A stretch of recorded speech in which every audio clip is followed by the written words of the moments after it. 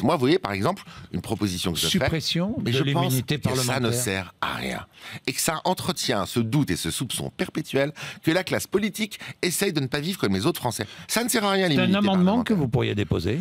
Vous connaissez l'origine de l'immunité parlementaire. C'était à l'époque, au tout Oui. démarrage, on ne voulait pas que le pouvoir central puisse entraver les députés dans leur liberté d'expression. Sinon, c'est facile pour le gouvernement, pour l'administration, Oui. de contraindre quelqu'un. Vous lui faites des procès tous les jours, vous l'empêchez dès qu'il dit quelque chose, vous lui mettez des procès en diffamation, et puis il ne peut plus parler. Alors, dans le Voilà. cadre de la loi sur la moralisation de la vie publique, vous pourriez déposer un Moi, amendement. je pense, en tout cas... Vous déposerez un amendement Je vais en parler.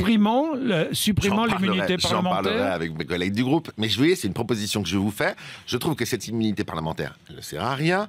Dès qu'un juge d'instruction veut mettre un député en examen et qu'il a besoin de le contraindre pour éventuellement le placer en garde à vue, il demande au bureau de l'Assemblée la levée et elle est automatique. Donc ça sert à quoi? À pas grand-chose, à part à entretenir, pour ceux qui nous écoutent, ce petit soupçon perpétuel que les hommes politiques, les parlementaires, cette classe politique française, elle essaye de ne pas vivre comme les autres.